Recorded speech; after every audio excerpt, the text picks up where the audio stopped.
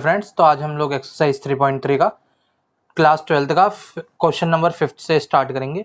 1 से लेके 4 तक हमने पहले कर लिए थे। अब 5th में क्या दे रखा है, सबसे पहले तो ये देख लेते हैं। इन्होंने क्या रखा, for a matrix A and B verify A B का होल ट्रांसपोज और ए ट्रांसपोज और बी ट्रांसपोज इसके इक्वल दिखाना है। मतलब क्या कहा गया है ये देख लेते हैं। तो यहाँ पर हमने क्वेश्चन लिख लिया है। सबसे पहले ये ना इसका फर्स्ट पार्ट है। हम क्या करेंगे, जो ऐसे एक जैसे क्वेश्चन है हम उसके एक एक पार्ट करेंगे और जो नेक्स्ट पार्ट होगा वो आप होमवर्क में करेंगे, जिससे कि ना आपकी भी प्रैक्टिस हो जाएगी और जिससे कि हम लोगों का वीडियो में भी थोड़ा टाइम कंज्यूम कम होगा और उसकी मदद से हम थोड़े ज़्यादा चीज़ें एक वीडियो में एक्सप्लेन कर सकते हैं। तो देखिए यहाँ पर ए बी का ट्रांसपोज, ए बी का whole transpose is equal to B transpose A transpose, ये हमको प्रूफ करना है। तो इसको कैसे प्रूफ किया जाएगा, सबसे पहले तो ए बी दे रखा है। ए बी का ट्रांसपोज निकालने के लिए सबसे पहले ना ए बी की ही जरूरत होगी। ए बी का ट्रांसपोज निकालने के लिए सबसे पहले ए बी की जरूरत होगी। इसका ऑर्डर देखते हैं पहले तो, इन दोनों की मल्टीप्लाई हो सकती है नहीं। तो इसमें रो 3 है, 3 इंटू 1 है और यहाँ पे ऑर्डर है हमारे पास 1 इंटू 3, 1 इंटू 3। तो 1 1 ये सेम है और नया ऑर्डर क्या बनेगा इसका, 3/3 का। तो ए बी जो आएगा, नई मैट्रिक्स हमारे पास क्या आएगी, वो आएगी 3/3 की। तो इस रो को इस पे डालेंगे, इसको फिर इस पे डालेंगे, इसको इस पे डालेंगे, ऐसे करेंगे। तो इसको सॉल्व करते हैं जल्दी से। तो यहाँ पर हमारे पास ए बी आ चुका है। अब इसकी ए बी की मल्टीप्लाई कैसे हुई है ये हम आपको बता देते हैं। इसकी मल्टीप्लाई इसमें हुई तो -1, फिर इसकी इसमें हुई तो 2, इसकी इसमें हुई तो 1, फिर इसकी इसमें तो 4, इसकी इसमें 8, इसकी इसमें -4, इसकी इसमें 3, इसकी इसमें 6, इसकी इसमें 3। अब देखिए यहाँ पे ए बी का होल ट्रांसपोज है। ए बी का होल ट्रांसपोज का मतलब है, ए बी का होल ट्रांसपोज मतलब जितनी हमारे पास रोज हैं -1 2 1 और 4 -8 6 1, एक मिनट यहाँ थोड़ी शायद मिस्टेक हो गई है। -1 2 1 4 -8 4 -8 -4 -3 6 और 3। तो ये हमने यहाँ पर ये पार्ट निकाल दिया। इसके बाद ये वाला पार्ट निकालने के बाद हमको क्या करना है, हमको ना ए ट्रांसपोज और बी का भी ट्रांसपोज निकालना है। तो आप इसको पहले नोट कर लीजिए क्योंकि हम इसको अब रफ करेंगे। तो आप इसका या तो स्क्रीनशॉट ले लीजिए या तो इसको लिख लीजिए। तो अब करते हैं इसको। यहाँ पर सबसे पहले ए ट्रांसपोज बी ट्रांसपोज की बात हुई, तो पहले बी का ट्रांसपोज निकाल लेते हैं। बी का ट्रांसपोज क्या बनेगा, सारे जो रोज हैं उसको कॉलम में लिख देंगे। तो -1 2 1 हो गया। और इसी तरीके से ए का ट्रांसपोज जब निकालेंगे, ए का ट्रांसपोज सारे कॉलम को हम रो में कन्वर्ट कर देंगे। तो ये हो गया 1 -4 और 3। अब इन दोनों की मल्टीप्लाई बोलिए, तो बोला ए ट्रांसपोज बी ट्रांसपोज की मल्टीप्लाई, मतलब ए ट्रांसपोज क्या है, बी ट्रांसपोज क्या है हमारे पास, -1 2 1 और 1 -4 3। इनकी मल्टीप्लाई करके क्या आएगा हमारे पास, ये भी देख लेते हैं। तो यहाँ पर हम ये देखेंगे कि ये जो ये आया है और जो अभी हमारे पास ए और बी का होल ट्रांसपोज आया था वो दोनों इक्वल है। और ये दोनों इक्वल होने के कारण हम लिख सकते हैं हमारी LHS बराबर है RHS के। और यही हमसे क्वेश्चन में कहा गया था। इसका जो सेकंड पार्ट है सेम इसी की तरह है, इसलिए हम सेकंड पार्ट को नहीं कर रहे हैं। हम सीधा 6th क्वेश्चन पर आ जाते हैं। तो 6th क्वेश्चन में हमको क्या कहा गया है, हमको कहा गया है ए एक मैट्रिक्स है जिसमें cos alpha sin alpha minus sin alpha cos alpha दे रखा है और हमको वेरीफाई करना है ये। अब यहाँ पे ये क्या कह रखा है, देखिए ए का ट्रांसपोज मतलब ए के ट्रांसपोज की जब ए में मल्टीप्लाई की जाएगी तो आंसर जो है आइडेंटिटी मैट्रिक्स आएगी। आंसर क्या आएगा, आई आएगा। आई का मतलब क्या होता है, आइडेंटिटी मैट्रिक्स। मतलब ए ट्रांसपोज की जब ए में मल्टीप्लाई करेंगे तो क्या आएगा हमारे पास, आई। आई मतलब आइडेंटिटी मैट्रिक्स। यहाँ पे हमको यही करना है। तो इसको देखते हैं। सबसे पहले तो इसका ए ट्रांसपोज निकाल लेंगे। तो ये हो गया cos alpha sin alpha minus sin alpha और cos अल्फा। इतना निकालने के बाद अब हमको क्या करना है, ए ट्रांसपोज इंटू ए करके देखना है। ए ट्रांसपोज कितना है, cos alpha sin alpha minus sin alpha और cos अल्फा। और यहाँ क्या है, cos alpha minus sin alpha sin alpha और cos अल्फा। अब देखिए सबसे पहले ना आपको मैं एक चीज बताना चाहता हूँ कि जब हम मल्टीप्लाई करते हैं मल्टीप्लाई में हमको जैसा ऑर्डर बोला है ना, हमको उसी ऑर्डर से मैट्रिक्स को लिखना होता है।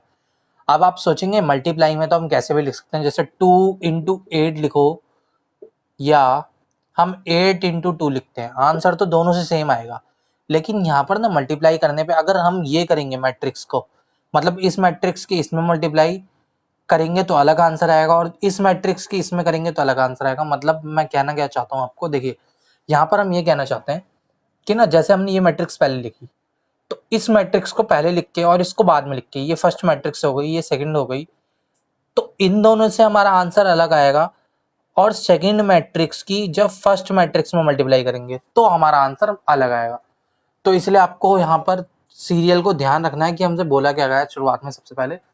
तो यहाँ पर हमारा जो आएगा वो आंसर क्या आएगा, इसको इस पे मल्टीप्लाई करना है, तो ये कॉस स्क्वायर अल्फा हो गया, इसकी इसमें हुई तो ये हो गया plus minus sine square alpha, minus minus plus हो गया ना, ये प्लस आ गया। अब इसको इस पर जब डालेंगे तो cos alpha sine alpha, cos alpha sine alpha, यहाँ पर ये हो गया। और इसके बाद अब हमको क्या करना है, ये देखो, तो यहाँ हमने क्या किया, अभी इसकी इसमें मल्टीप्लाई किया तो कॉस अल्फा साइन अल्फा हो गया। उसके बाद इस माइनस साइन अल्फा की इसमें होगी तो माइनस, यहाँ भी कॉस अल्फा साइन अल्फा हो गया। इसी तरीके से इसकी जब इसमें मल्टीप्लाई हुई तो sine alpha cos alpha, sine alpha cos alpha, और कॉस की जब इसमें हुई तो minus sine alpha cos alpha, फिर इसकी इसमें मल्टीप्लाई होगी तो ये होगा sine square alpha plus cos square alpha. ये हमारे पास कुछ ऐसे आ गया। अब इतना करने के बाद देखिए इसका सॉल्यूशन हम यहाँ करेंगे आगे का, ये तो कट ही गया। देखिए sine alpha cos alpha minus sine alpha cos alpha, ये कट गया, साइन अल्फा कॉस अल्फा, ये दोनों भी कट गए। Cos square theta plus sine square theta हमारे पास 1 होता है, तो मतलब यहाँ पर बचा हमारे पास 1, यहाँ पर हमारे पास ऑलरेडी 0 आ गया है, यहाँ पर भी 0 आ गया और यहाँ पे भी 1 आ गया, मतलब इजिकल टू आइडेंटिटी मैट्रिक्स आ गया। तो हम इसको लिख सकते हैं, हम इसको क्या लिख सकते हैं, हम लिख सकते हैं ए का ट्रांसपोज में ए की मल्टीप्लाई करने पे हमेशा आई आता है, यही हमसे प्रूफ करने को कहा था। तो हमको एक चीज और पता चल गई कि कभी ए के ट्रांसपोज की ए में ही मल्टीप्लाई कर दी जाएगी तो हमारे पास आइडेंटिटी मैट्रिक्स आंसर आएगा। अब इसका जो सेकंड पार्ट है उस लेते हैं। तो यहाँ पर यहाँ दे रखा है साइन अल्फा, उसके बाद में cos alpha, sine alpha cos alpha minus cos alpha, और उसके बाद में साइन अल्फा। एक बार चेक कर लेते हैं इसको फिर से, sine alpha cos alpha minus cos alpha sine alpha, और हमको फिर से यही वेरीफाई करने के लिए क्या रखा है इसके सेकंड पार्ट में। तो इसका ए इनवर्स ए ट्रांसपोज निकालते हैं, तो ये हो गया sine alpha cos alpha minus में साइन अल्फा। अब हमसे पहले इन दोनों की मल्टीप्लाई करने को बोला था, तो इन दोनों की मल्टीप्लाई करेंगे।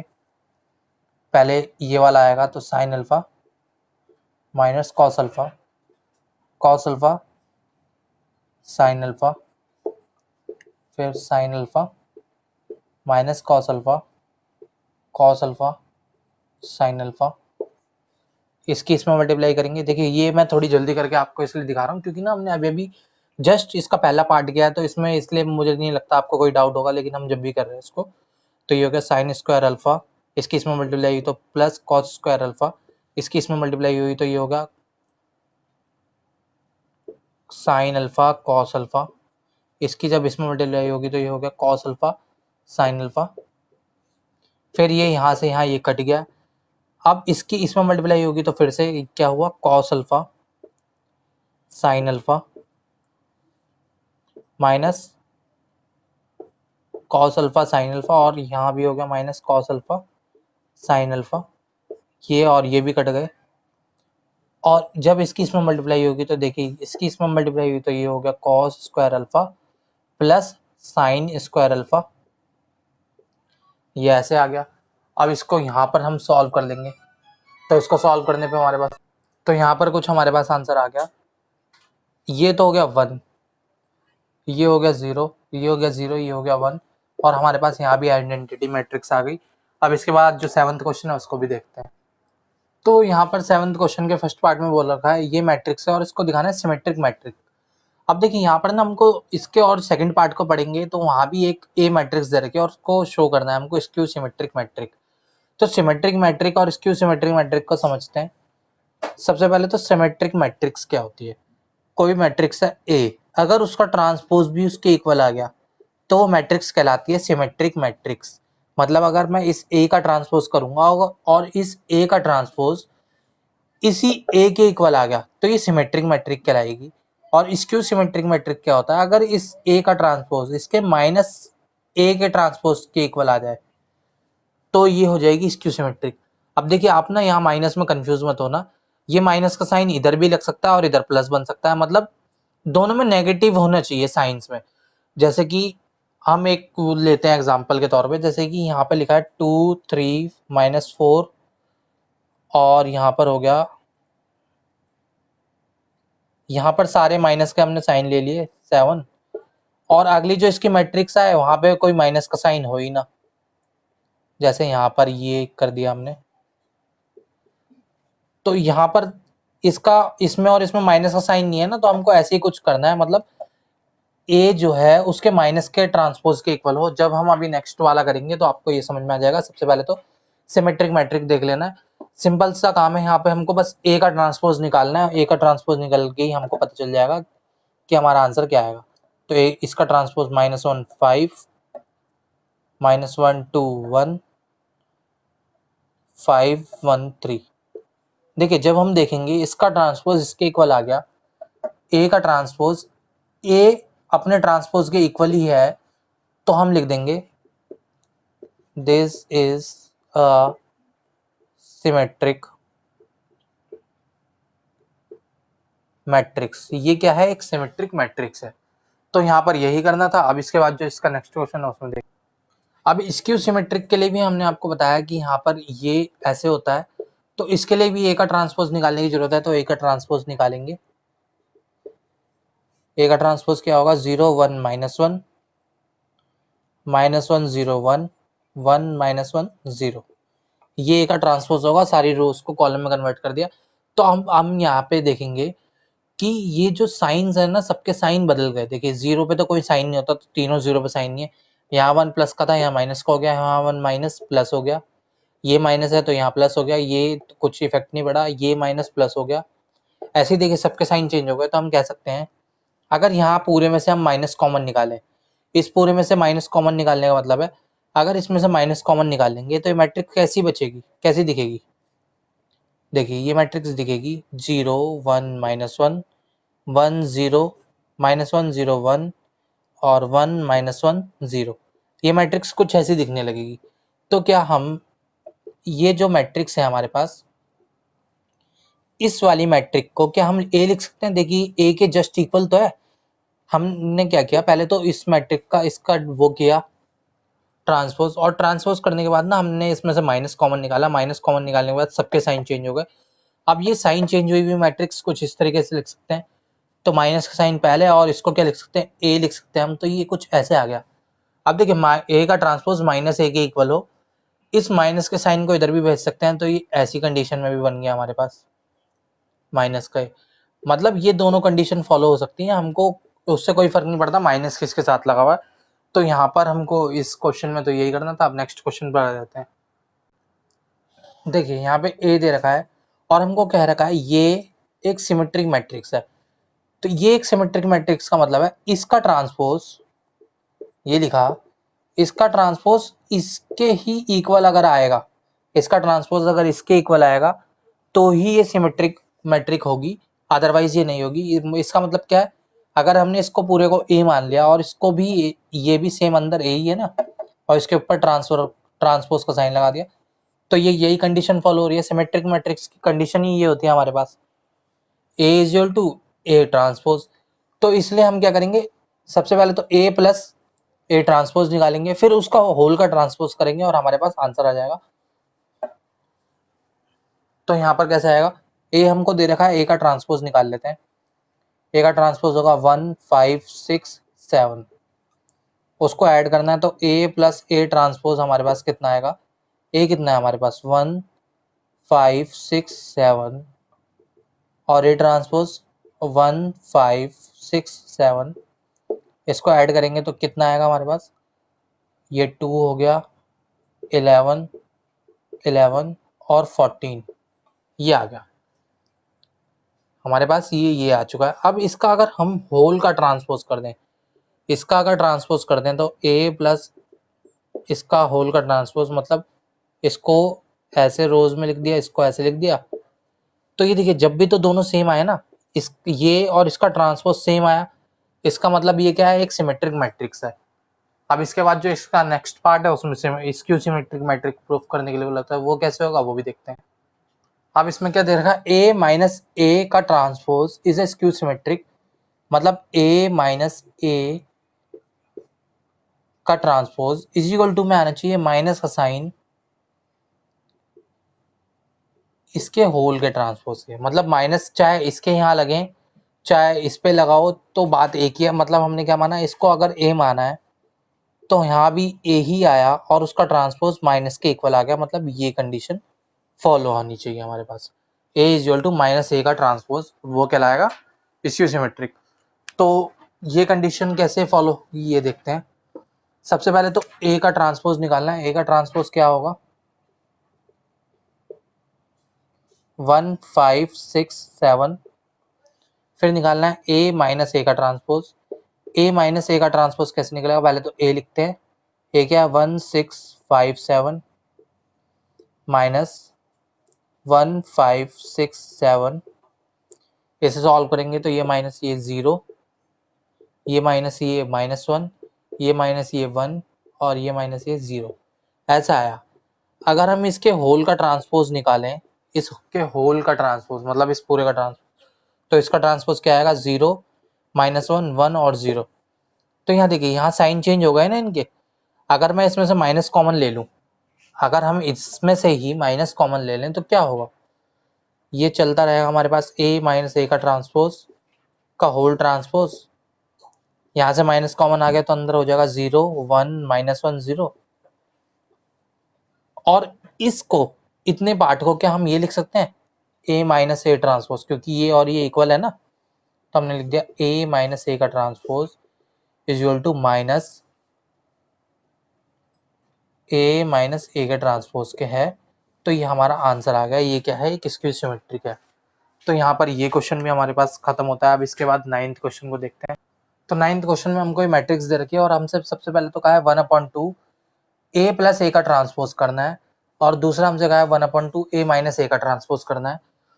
तो सबसे पहले हम इसको सॉल्व करते हैं और फिर इसको देखेंगे। तो इसके लिए देखिए दोनों के लिए सबसे पहले रिक्वायर्ड है a ट्रांसपोज। a ट्रांसपोज क्या होगा वो निकाल लेते हैं।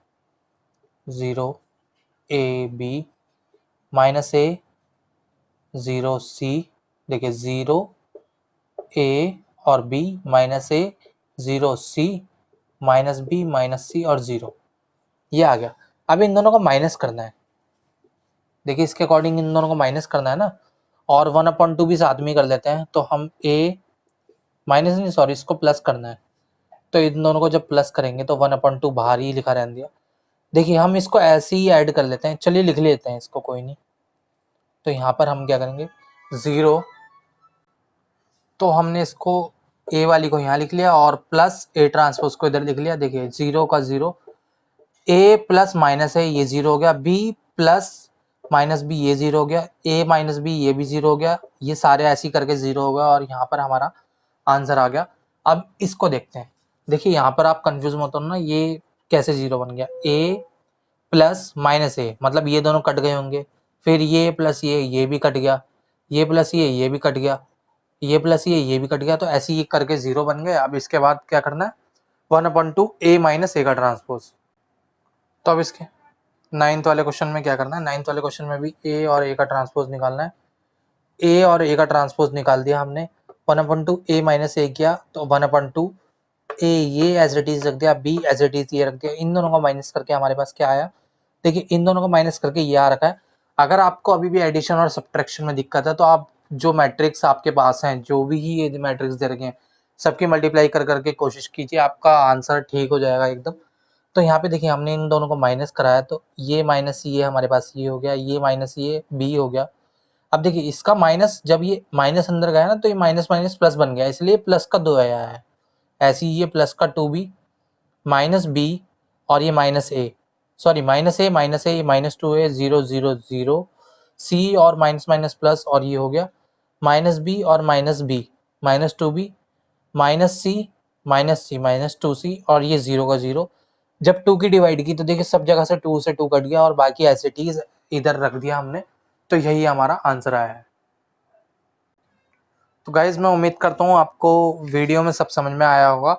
जो इसके बचे हुए क्वेश्चंस हैं, बचे हुए कौन कौन से क्वेश्चंस हैं, 10 जिसमें सम ऑफ स्क्यू सिमेट्रिक और सम ऑफ सिमेट्रिक मैट्रिक्स दिखाना है वो, और 11th और 12th क्वेश्चन ये आपको इसकी नेक्स्ट वीडियो में मिल जाएंगे। तो मैं आपको उम्मीद करता हूँ कि आपको वीडियो पसंद आई होगी। अगर आपको वीडियो पसंद आई तो वीडियो को लाइक कीजिए, चैनल को सब्सक्राइब करना ना भूलें। Thanks for watching.